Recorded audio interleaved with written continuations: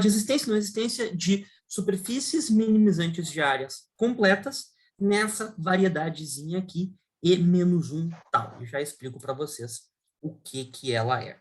Então, primeiro, esse trabalho é em conjunto com a Patrícia Glaser, da UFSM, com a Ana Menezes, de Princeton. Vocês podem me interromper se vocês tiverem perguntas, não tem problema, por favor, abra o microfone e pergunta mesmo, não tem problema, eu acho bem saudável, né, ter uma conversa, ainda mais quando é por Zoom, né, então a gente tem essa possibilidade. E vou começar com uma introdução, vou colocar essa variedade em contexto, depois vou falar de resultados globais sobre superfícies minimizantes de área, e daí vou apresentar os nossos resultados, que são dois, basicamente, um de existência e outro de não existência. Eu vou focar mais no de existência, até pelo tempo, eu acho que eu não vou conseguir dar a demonstração do resultado de não existência, mas vamos ver. Mas, enfim, primeiro eu queria começar com essa definição. O que é uma variedade homogênea? Uma variedade homogênea se todos os pontos são iguais, ou seja, se existe uma isometria que leva qualquer ponto da variedade em qualquer outro ponto. Os principais exemplos, os espaços forma, Rn, Sn, Hn, todos os pontos são iguais, aliás, esses espaços, eles são um pouco mais até do que homogêneos, porque não só todos os pontos são iguais, mas em qualquer ponto, você não sabe distinguir qual a direção que você está. Ou seja, não existiria numa variedade Rn, Sn, Hn, uma noção de norte e sul, seria artificial, a gente não consegue estabelecer uma direção intrínseca para a gente fazer algum sistema de posicionamento, teria que ser uma coisa artificial mesmo. Aí a gente tem produtos, por exemplo, Sn por R, Hn por R, daí pode mudar as dimensões. A gente tem um dos exemplos principais que a gente vai usar bastante na palestra, qualquer grupo de Lie, e eu vou falar daqui a pouco o que é um grupo de Lie, com uma métrica invariante à esquerda, e tem diversos outros exemplos aqui. Então, por exemplo, o que é um grupo de Lie depende para quem você perguntar. Se você perguntar para um geômetra, essa é a definição. Um grupo de Lie é uma variedade que também é um grupo. E se você perguntar para um algebrista, ele vai dizer que é um grupo que, por acaso, também é uma variedade. Mas, enfim, mas só que tem que ter essa condição da estrutura diferenciável da variedade, como é que se diz agree, né? Ser compatível com a estrutura de grupo do grupo. Ou seja, a gente quer que essa aplicação, que pega dois pontos e leva em x composto com y a menos 1, seja diferenciável. Então, isso é um grupo de Lie. Mas só que, para nós, é uma variedade que também é um grupo. Então, em geral, essas estruturas vão ser diferenciadas, né? Aqui, então, outra definição, o que é um grupo de Lie métrico? Um grupo de Lie métrico é isso daqui. É um grupo de Lie com uma métrica que se chama invariante à esquerda. O que é uma métrica invariante à esquerda? É uma métrica onde as translações à esquerda são isometrias. E é muito importante a gente dizer que qualquer grupo de Lie sempre tem métricas invariantes à esquerda. Ou seja, de certa forma, a gente pega um grupo de Lie e a gente já pode supor meio que automaticamente que ele é um grupo de Lie métrico. Basta estabelecer qual métrica você quer. Agora, vamos lá. Variedades homogêneas. Vamos dar alguns exemplos para dimensão 3 e, no caso, simplesmente conexo. O Rami, o meu gato aqui, ele está dizendo que ele já conhece isso, que isso é bem tranquilo, né? Os espaços forma, e ele quer que eu avance. Então, eu vou avançar um pouquinho. Espaços produtos, já falei. E, além desses, a gente tem alguns classificados que são grupos de Lie métricos não isométricos um com o outro. Então, eu vou apresentar agora meio que essa classificação que fecha todos os exemplos das variedades simplesmente conexas, que são homogêneas e com dimensão 3, né? E qualquer outra vai ser quociente de uma dessas, que não for simplesmente conexa, né? Então, vai ser só um quociente de algum desses exemplos. Então, a classificação é a seguinte. Primeiro, pega um grupo de Lie não, uma variedade homogênea de dimensão 3, simplesmente conexa, e a gente vai olhar para o grupo de isometria dessa variedade. Então, a dimensão desse grupo tem um negócio interessante de observar, ela não pode ser 5, e o máximo dessa dimensão é 6. A razão é razoavelmente simples, porque quando você tem uma variedade homogênea, o grupo de isometrias tem, no mínimo, a mesma dimensão da variedade. Porque você pode, para cada... fixa um ponto da variedade, e para cada outro ponto qualquer da variedade, você tem uma isometria que leva um ponto no outro. Então, no mínimo, a variedade inteira está dentro do grupo de isometrias de certa forma. Então, se M tem dimensão 3, o grupo de isometrias tem dimensão no mínimo 3. A dimensão máxima do grupo de isometrias é a dimensão daquelas variedades que são isotrópicas, que nem eu disse, os espaços forma, que além de ter pontos iguais em todos os pontos, né, isometrias para cada ponto, você tem isometrias em todas as direções. E daí, no caso, é uma continha simples para ver que a dimensão máxima é 6. E a dimensão não pode ser 5, simplesmente por um fato mais ou menos técnico, que o grupo de rotações de dimensão 3 não tem subgrupo de dimensão 2. Eu não vou entrar nesse detalhe.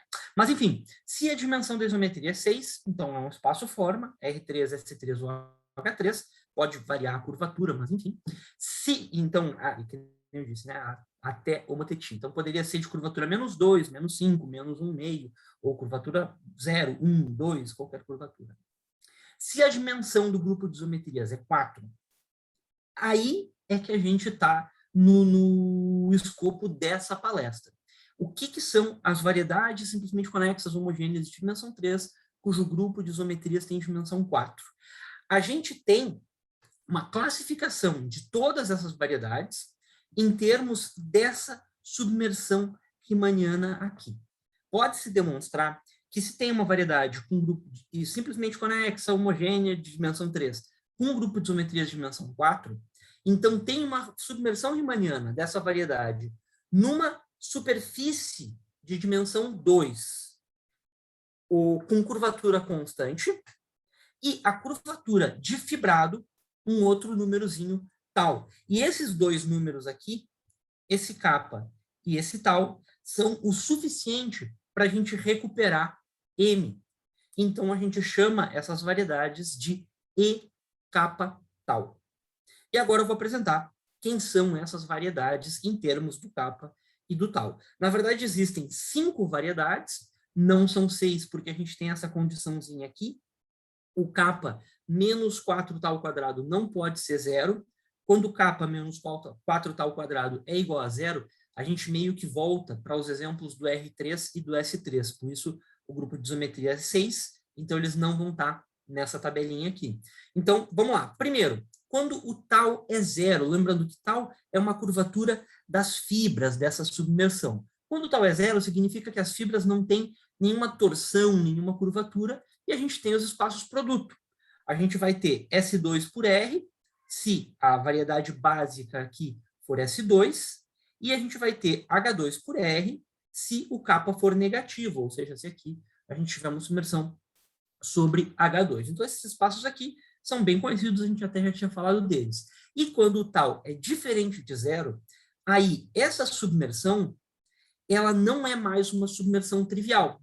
Ela começa a ter uma estrutura mais rica. Então, por exemplo, quando o K é positivo, a gente tem uma família de variedades que se chamam as esferas de Berger. O que é as esferas de Berger? Eu sempre penso nas esferas de Berger como uma deformação da esfera redonda. Pensa que nem na esfera em R3, a esfera de dimensão 2. A gente pode dar uma achatadinha nela e ela vira uma elipse, um elipsoide, que continua sendo de revolução. Mas só que eu não conseguiria mais girar nessa outra direção. Aqui já não é mais uma isometria. A esfera tem um montão de isometrias, né? A gente pode rotar em torno de qualquer eixo.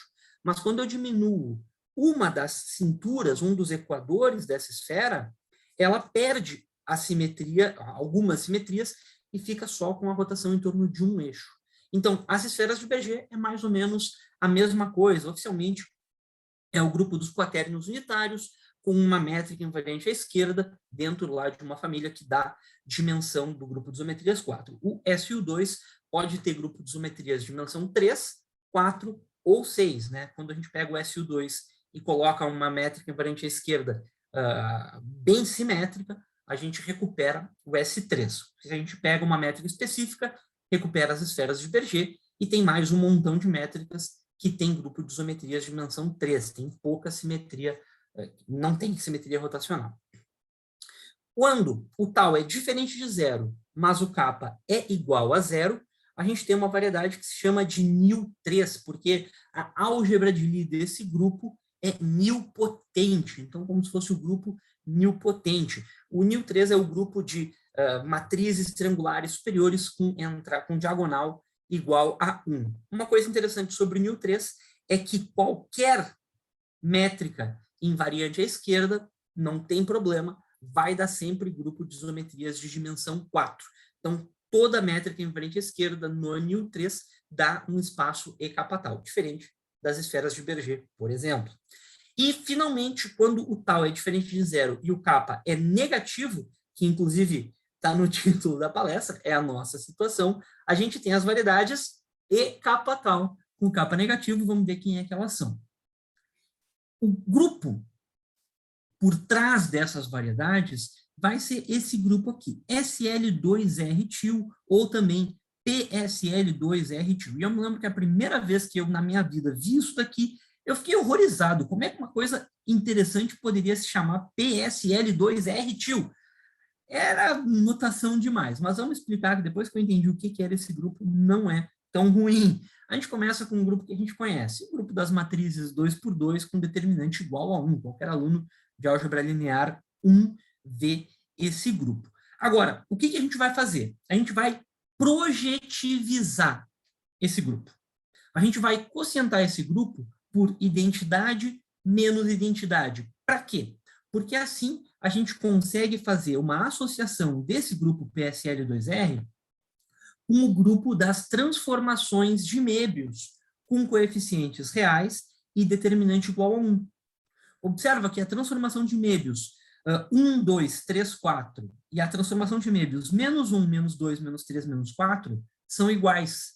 Por isso que a gente tem que fazer essa projetivização do grupo SL para ter essa identificação com as transformações de Möbius aqui, que na verdade vai ser o grupo de isometrias do H2, inclusive. Mas, enfim, então, oficialmente, o PSL2R é esse grupo de isometrias que preservam a orientação de H2, e agora a gente adiciona esse til. Esse til é simplesmente pegar o recobrimento universal, porque esse grupo aqui, ele é altamente não simplesmente conexo, ele tem várias curvas não triviais fechadas. Então, a gente pega o recobrimento universal de qualquer um desses dois, porque é o mesmo recobrimento universal, e o que importa é, sempre que tu tem um grupo e tu pega o recobrimento universal, a estrutura de grupo lá embaixo consegue passar para esse grupo lá em cima. Por isso que SL2R-til é também um grupo, e bem, vai ser grupo de Lie. Agora, qual que é a métrica que eu vou considerar nesse grupo?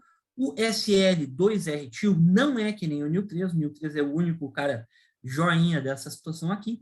O SL2R-til tem que ter uma métrica específica para ele se tornar um espaço E kappa tal. É uma família de métricas lá que depende do kappa e do tal. Mas, enfim, eu não vou entrar muito eu vou daqui a pouco dar qual é a métrica específica, mas eu não vou dizer quais seriam todas. E uma coisa interessante é que quando o tal converge para zero, essas métricas aqui vão convergir para a métrica produto. Então, realmente a gente tem como se fosse um diagrama contínuo aqui, uma deformação dessas variedades SL2R-til aqui nessa variedade H2 por R. E também tu consegue da mesma maneira ver que quando o kappa vai para zero, mas não é a nossa intenção, o SL2R-til vai para o nil3 também. Finalmente, quando o grupo de isometrias é 3, então M é um grupo de Lie com uma métrica invariante à esquerda, e tem algumas outras classificações que a gente poderia fazer, mas a gente vai deixar isso meio que para lá. A gente vai focar muito aqui agora no E kappa tal, com o kappa igual a menos 1.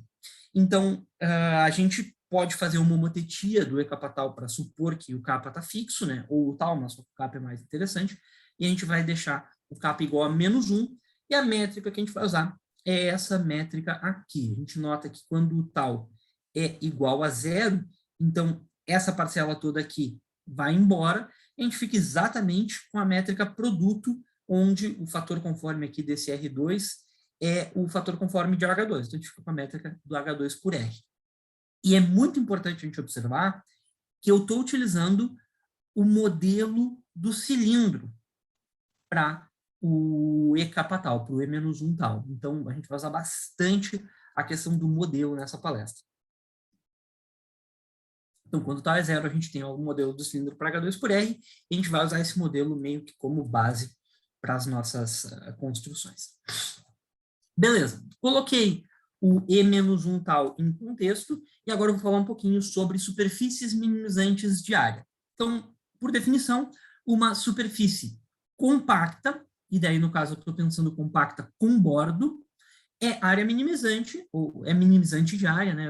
Como em inglês a gente fala area minimizing, talvez eu vá soltar a área minimizante aqui, mas só que o termo correto seria minimizante de área. Ele é minimizante de área se a área dessa superfície for menor do que a área de qualquer outra superfície com o mesmo bordo. Ou seja, vamos dar alguns exemplos. O disco a gente sabe que é uma superfície minimizante de área. Se a gente tem o bordo plano, né, a gente sabe que o plano é a superfície com a menor área. Qualquer coisa que saia do plano vai ter que ter área maior. Outro exemplo no R3. 2 discos. Isso é um exemplo divertido, porque só é minimizante de área se eles estiverem longe um do outro. Se esses 2 discos estiverem muito pertinho um do outro, a gente tem essa superfície aqui, o cilindro, que é fácil de ver que tem área menor do que a área desses 2 discos aqui. Mas não é essa superfície que é a minimizante de área com esse bordo aqui. Na verdade, é uma superfície que faz uma coisinha para dentro, ela se chama de catenoide. Então, um pedacinho pequeno do catenoide é como se fosse esse anel minimizante de área. Mas a gente não consegue esse anel minimizante de área se o bordo está muito longe um do outro aqui. Então, aqui são exemplos de superfícies minimizantes de área em R3. Agora, isso daqui era para superfícies compactas. Quem prestou atenção no título da minha palestra, a gente está falando de superfícies completas. Então, vamos dar uma olhada no que é uma superfície completa minimizante de área. Então, uma superfície completa numa variedade é minimizante de área se qualquer subdomínio compacto for minimizante de área. Ou seja, se qualquer pedacinho compacto dessa superfície for minimizante de área. O primeiro exemplo que a gente já sabe que é minimizante de área é o plano. A gente pega qualquer domínio no plano e já sabe que esse domínio compacto é minimizante de área, porque, como eu já disse, se a gente sai do plano, a gente aumenta a área. E aqui tem algumas observações, alguns fatos sobre superfícies completas minimizante de área. Se sigma é minimizante de área, então sigma é uma superfície mínima. Só para lembrar o que é uma superfície mínima, a gente tem, para qualquer superfície em qualquer 3 variedade, uma noção de curvaturas principais aqui. A gente tem o máximo da curvatura em qualquer intersecção de plano, o mínimo da curvatura em qualquer intersecção com o plano, e elas estão orientadas em relação a esse vetor normal. Então, a curvatura média é só fazer a média dessas 2 curvaturas principais, e uma superfície mínima é quando em todos os pontos acontece uma figura muito parecida com essa. Ela se curva a mesma coisa numa direção e a mesma coisa na outra direção. E se sigma é uma superfície mínima, meio que o retorno, né? Então, se é minimizante de área, então ela é uma superfície mínima, e aqui é a volta. Se ela é uma superfície mínima, ela não necessariamente é minimizante de área, mas localmente, sim, ela é minimizante de área. Se a gente pega uma superfície mínima qualquer e pega um ponto, tem uma regiãozinha dessa superfície mínima que é minimizante de área. Outra coisa muito importante é que se ela é minimizante de área, e aqui é que tem uma diferença muito grande da teoria de superfícies mínimas para a teoria de superfícies minimizante de área. Se ela é minimizante de área, ela é suave e propriamente mergulhada. Ou seja, esse tipo de figura aqui, uma superfície que tem um ponto de singularidade, uma superfície que tem autointersecção, ou uma superfície que não é própria, que acumula no espaço, elas não são nunca minimizantes de área, mas elas poderiam ser superfícies mínimas. Então, aqui é um ponto muito bom que tem a regularidade das superfícies minimizantes de área, quando não tem a mesma regularidade para superfícies mínimas. Então, isso aqui é a teoria geométrica da medida, nos dá essa maravilha de trabalhar com superfícies minimizantes de área. A gente não precisa se preocupar com um monte de coisa. Mas vamos lá. Exemplos completos. No R3, a gente já falou de exemplos, de um exemplo completo, que é o plano, e não tem outro. Qualquer superfície completa, minimizante de área, é estável, para quem sabe o que é isso, então ela é um plano, pelo teorema do Carmo, Pogorelov, lá, esse pessoal. Em S3, não tem, engraçado, S3 não tem nenhuma superfície minimizante de área, qualquer superfície mínima, existe uma deformação que vai diminuir a área, a gente consegue ver isso, e em H3 tem um monte de superfícies minimizantes de área. Por isso que a gente vai trabalhar no E-1 tal, porque, de certa forma, a curvatura negativa permite que existam superfícies minimizantes de área completas. Isso que eu quero trazer agora. Deixa eu apresentar esse teorema, que foi um teorema punk, assim, muito bom, do Anderson, em 1982, que mostra que tem muita superfície minimizante de área completa em H3. O que ele demonstrou? Pega qualquer curva no bordo assintótico do H3,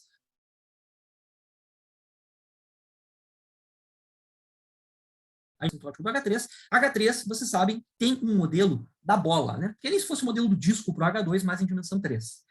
E aí a gente vai pegar essa bola e vai pegar um negócio que se chama topologia dos cones e vai olhar a fronteira dessa bola como se fosse uma fronteira de um espaço topológico. Não é mais uma variedade riemanniana, mas é um espaço topológico com bordo. Então tem essa noção de continuidade, tem uma noção mais legal aí do bordo assintótico do H3. Mas enfim, imagina, é uma esfera no infinito.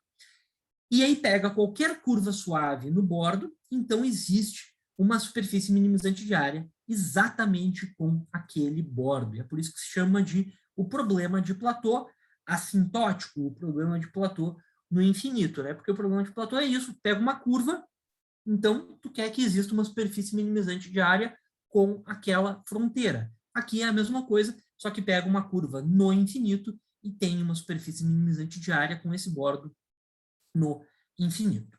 Então, só algumas observações, né? A primeira delas, uma curva para nós pode ser disjunta, pode ser desconexa, pode ser várias coleções de curvas, só que elas têm que ser sempre simples e fechadas. Então, elas não podem ter autointersecção e um segmento, por exemplo, não é uma curva. Para nós, curva é uma curva fechada ou uma união disjunta dessas curvas. E a gente, em geral, vai assumir não precisa ser suave, hoje a gente já sabe que não precisa mais ser suave essa curva para esse teorema ser verdade, e em geral a gente vai assumir que é suave por partes, todas as curvas na nossa palestra. Beleza, então deixa eu dar uma ideia da demonstração, uma ideia mesmo, só da técnica da demonstração do Anderson, porque é simples e tem bastante a ver com os nossos resultados. Então, primeiro, pega o modelo da bola do H3, então é essa métrica aqui, e a gente vai considerar essa compactificação. A gente pega o H3 barra como sendo a bola, união com o bordo da bola, então é um espaço topológico tal, e o bordo assintótico do H3 vai ser essa fronteira. Então imagina que aqui nesse desenho, o que vocês estão vendo é o bordo assintótico, o que está para dentro é o H3. O Anderson pega, aqui, faltou isso, né? E aí, então, a gente diz que o bordo assintótico de uma superfície são aqueles pontos limite, que tem uma sequência dentro da superfície convergindo para aquele ponto nessa topologia. Quando a gente tem topologia, a gente sempre tem a noção de convergência, né? Então, faz sentido. Beleza. Então, o Anderson, ele pega uma curva, então, uma coleção disjunta, de curvas, e ele diz que existe lá dentro de H3 uma superfície minimizante de área com esse contorno. Então, aqui tem um exemplo. Esse exemplo aqui, depois que eu criei esse exemplo aqui, eu vi, não, essas curvas provavelmente não seria essa a superfície minimizante de área, porque provavelmente ela não seria conexa. Essas curvas aqui estão muito longe, né? Então, a gente consegue meio que ter a intuição que vai ter uma componente conexa aqui em cima e provavelmente duas componentes conexas aqui embaixo, né? Não é tão fácil criar uma superfície conexa com mais de uma componente no bordo. Tem que ter algumas restrições sobre esse bordo. Mas vamos lá. Vamos falar um pouquinho agora desse espaço H2 por R. A gente falou de H3, próximo espaço que a gente vai trabalhar, H2 por R, que é um espaço, se vocês lembram daquela tabelinha dos modelos E capa tal, mais próximo do nosso setting, né, da nossa variedade de ambiente, que é o E-1 tal. Então, pega o modelo do cilindro para H2 por R, que é simplesmente o modelo do disco do H2, e multiplica por R. Então, a gente pode considerar o bordo assintótico de H2 por R como esse cilindro oco aqui. Então, é o bordo de H2 vezes R. Uma observação, não é a noção intrínseca do bordo assintótico de H2 por R. O bordo assintótico de H2 por R tem uma noção intrínseca, mas ela não é diferenciável. Ela tem dois pontos aqui, ela fica meio que um limão, assim, que tem duas singularidades, não é diferenciável essa estrutura. Então, a gente pega e a gente trabalha com esse modelo do cilindro, porque é o suficiente para a gente fazer os nossos resultados, né? Para começar, antes dos nossos resultados, queria trazer alguns outros resultados. O primeiro deles, da Barbara Nelli e do Harold Rosenberg, em 2002, em que eles pegam uma curva, mas não é uma curva tão geral quanto o teorema do Anderson, né? Eles pegam um gráfico sobre o bordo assintótico do H2, então uma curva que é um gráfico, tipo essa daqui, e eles encontram um gráfico inteiro mínimo com esse bordo assintótico. Como é um gráfico inteiro mínimo, a gente sabe que é minimizante de área. Beleza. Então, eles resolvem o que se chamaria de o problema de Dirichlet assintótico. O problema de Dirichlet é dar um dado de contorno, encontra uma solução, né? Só que daí, nesse caso, o dado de contorno está no infinito. Outro teorema muito importante nessa linha de superfícies minimizantes de área em H2 por R é do Saerp e do Tubiana, em 2008. Eles pegam uma curva que contenha uma cauda fina, um thin tail. Essa curva aqui é um exemplo de uma curva que contém duas caudas finas, que seriam esses pontos aqui de máximo da função ângulo, máximo ou mínimo local da função ângulo. Isso seria uma cauda, mas uma cauda fina é o seguinte, é uma região que é um gráfico sobre uma dessas retas verticais no bordo assintótico, que fica de um lado dessa reta e que não extrapola esse slab de altura π. Então, isso daqui é uma cauda fina. E se a curva contém, e se a curva contém uma cauda fina, nesse caso ela contém até duas, então não existe superfície mínima em H2 por R que tenha gama como bordo assintótico. E observa que eles provam um negócio até mais potente do que minimizante de área. Eles provam que não existe nem superfície mínima com aquele bordo. Por isso que eu estava falando. Existem sempre algumas restrições para a gente conseguir superfícies mínimas com certas fronteiras. Então, por um lado, a gente tem a existência, se gama é um gráfico.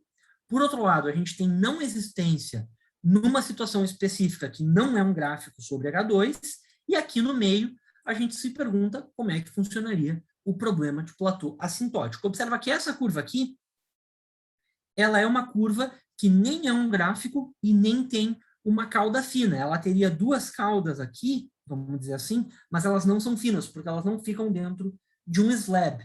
E qualquer curva que não tenha uma cauda fina, ou é um gráfico, ou tem esses segmentos de reta aqui na sua composição. Mas então, Vamos falar um pouco sobre esse problema de platô assintótico.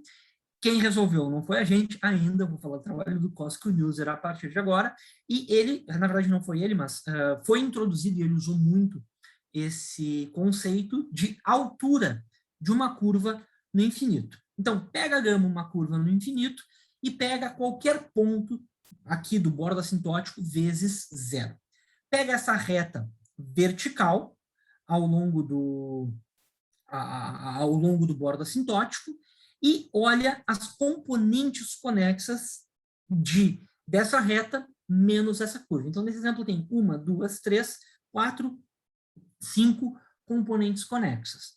Agora a gente vai olhar para a altura, e é a altura euclidiana mesmo dessas componentes conexas, e vai definir a altura de gama em cada ponto P como a menor dessas alturas. Então, por exemplo, a altura dessa curva azul é mais infinito.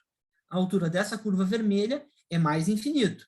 A altura dessa marrom é 5. A altura dessa cinza é 4. A altura dessa preta é 3. Então, nesse ponto, a altura é 3, porque é o mínimo que a gente tem dessas componentes conexas. E a altura da curva é o ínfimo de todas as alturas nesse S1. É importante observar que, infelizmente, é ínfimo, não necessariamente é mínimo, porque essa função, altura num ponto, ela não é necessariamente contínua, ela só é semi-contínua num dos dois lados, não lembro se inferiormente ou superiormente, mas ela pode dar saltos. Então, por isso que a altura poderia não ser realizada, é só um ínfimo, não é necessariamente um mínimo.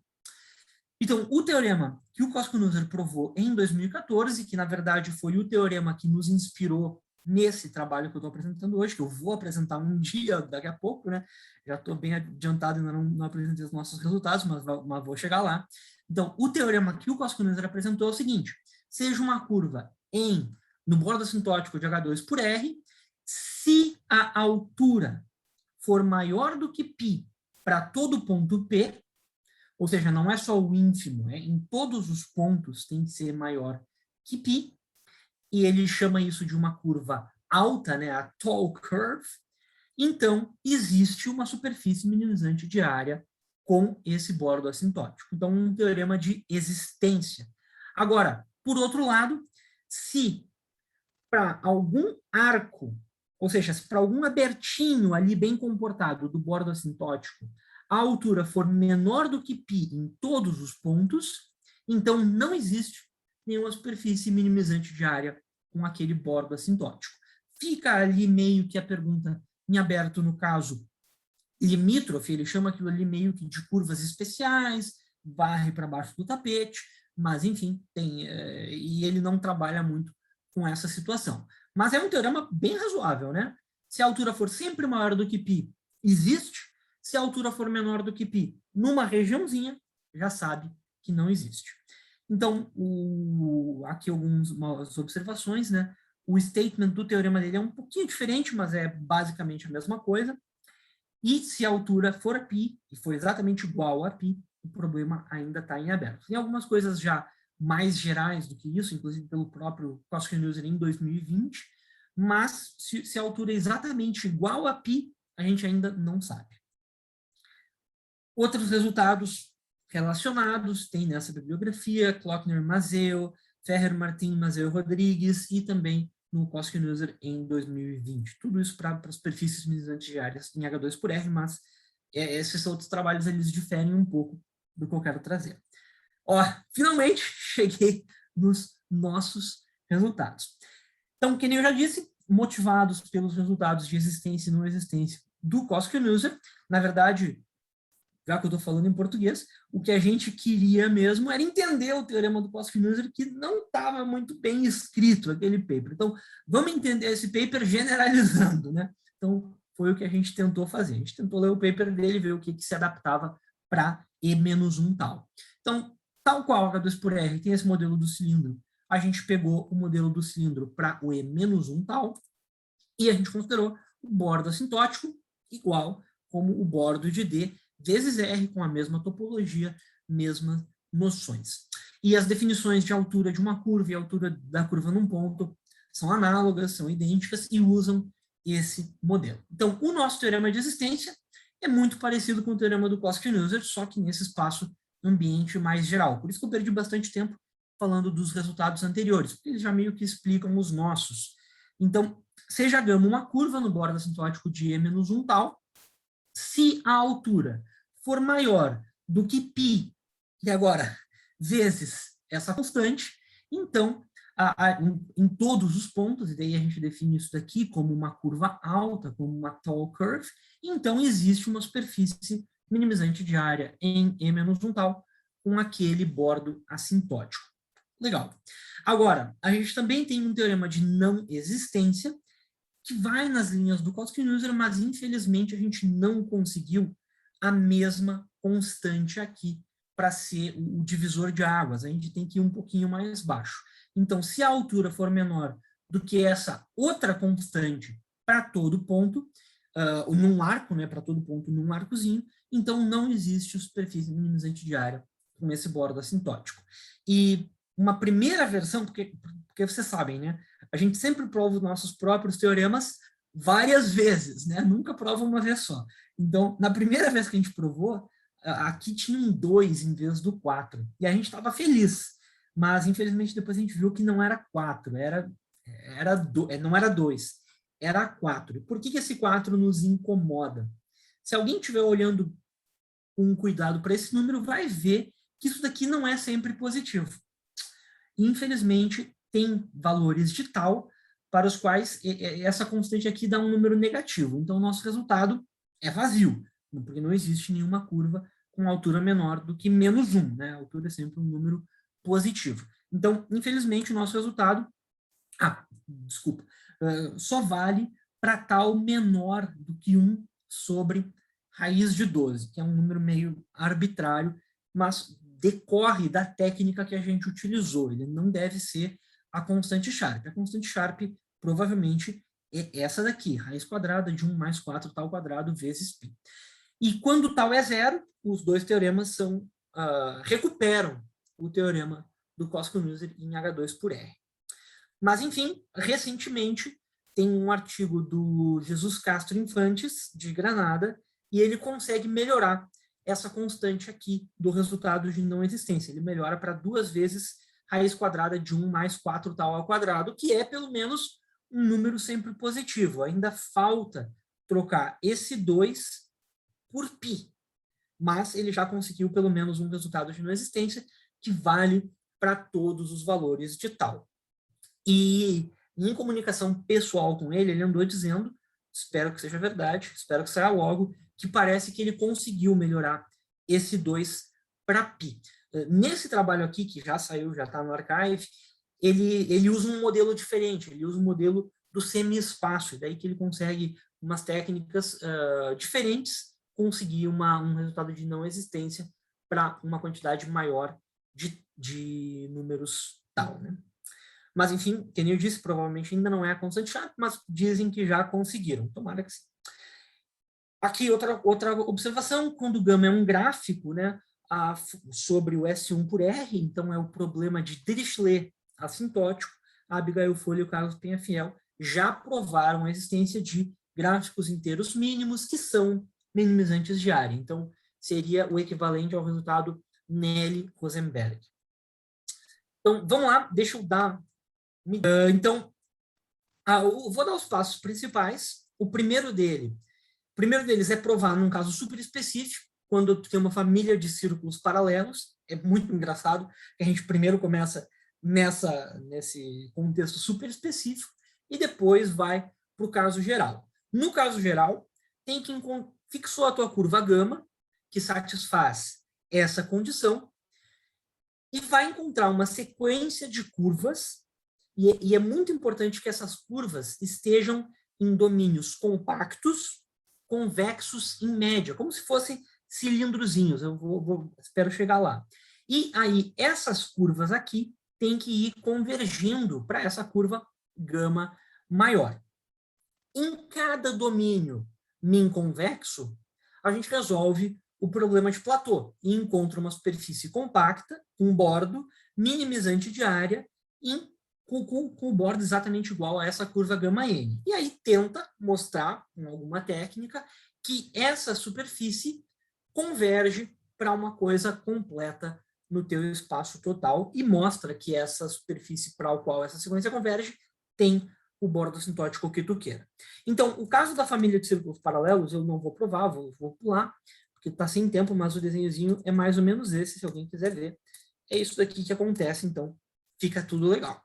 A prova no caso geral, então, eu quero ver onde é que está a figura, né? Eu tenho que mostrar a figura. Ah, isso, não tenho figura para isso, que pena. Então, vamos lá. Caso geral. Pega a tua curva gama e meio que projeta ela para dentro na parte compacta, em cilindrozinhos pequenos. Aí, com essa projeção, esses cilindrozinhos compactos pequenos são convexos em média e a gente pode pegar e resolver o problema de platô, que nem eu falei, e a gente encontra superfícies minimizantes de área em cilindros compactos, pequenininhos, dentro do espaço ambiente. E esses cilindros compactos, eles meio que estão sendo só uma projeção radial do que está acontecendo no infinito. E agora a ideia é aumentar o raio desse cilindro compacto e ver se essas superfícies que estão ali no meio convergem para alguma coisa no infinito. O número de componentes conexas está uniformemente limitado, então supõe que é constante, e para simplificar, a gente supõe que ele é igual a 1. E aí a gente pega o bordo assintótico do espaço menos a curva, chama isso de ômega, e a ideia é pega um ponto que não está no bordo assintótico e eu tenho que meio que separar esse ponto da parte compacta. Tem que separar esse ponto dessas superfícies sigma n. Para fazer isso, a gente usa essas superfícies aqui, que se chamam de retângulos altos. Eles foram encontrados primeiro por Saerp e Tubiana, no caso do H2 por R, e depois, no caso do SL2R2, pela Abigail e pelo Carlos. Então, eles são retângulos um pouquinho tortos aqui no nosso modelo, para qualquer ângulo e qualquer altura maior do que essa constante, eles existem, e eles são superfícies minimizantes de área no E-1 tal, que tem essa curvinha aqui como bordo assintótico. Então, a gente usa essas superfícies como barreiras. Pega a curva gama e ela é tol, então qualquer ponto aqui está uma distância, no mínimo, aquela constante do próximo componente conexa, e pega um ponto que não esteja na curva. Ele poderia estar bem pertinho aqui. No nosso desenho a gente botou meio longe, mas ele poderia estar bem pertinho. Então, o que a gente pode fazer é separar esse ponto de gama usando o bordo assintótico de um desses tol rectangles. E aí a ideia é que esse retângulo, né, separa o espaço ambiente em duas regiões, e aí o bordo de sigma n dessas superfícies compactas não pode estar na região que contém P, porque o bordo de sigma n está convergindo para gama. Então, eventualmente, o bordo não pode estar na região definida pelo retângulo na parte da variedade, não só no infinito. Aí o que acontece? A gente tem duas superfícies minimizantes de área, e a gente sabe que duas superfícies minimizantes de área cujos bordos não intersectam a parte compacta têm que ser disjuntas. Então, essas duas superfícies não se intersectam. Agora, isso daqui já mostra que se a superfície sigma n converge, ela converge para alguma coisa cujo bordo assintótico está contido em gama. Beleza, vamos mostrar que ela converge, vamos mostrar que gama é o bordo assintótico. Para mostrar que ela converge, a gente meio que só precisa mostrar que existe uma subsequência de pontos que converge. Para fazer isso, a gente pega qualquer ponto da curva gama que intersecta o plano horizontal transversalmente. E é aí que a gente usa que não é uma família de planos paralelos. Se fosse uma família de planos paralelos, a gente não poderia ter esse ponto. Agora, a ideia é muito simples. A gente vai pegar curvas aqui dentro desse plano vertical que separam esse ponto. Como esse ponto é transversal, A curva γn, essa curva compacta, eventualmente vai entrar nessa região e vai entrar também transversalmente. Então, vai ter uma região pequenininha em que, para todo n grande, ela vai conter só um ponto. E a gente meio que usa esse ponto para criar um ponto limite aqui, usando outros retângulos aqui para botar esse ponto numa região compacta. Então, a gente tem um ponto limite das superfícies σn, e se a gente tem um ponto limite da superfície σn, como elas são minimizantes de área, elas vão ter a norma da segunda forma fundamental limitada, então elas vão ser gráficos localmente, e a gente consegue usar esse ponto limite para obter uma superfície completa.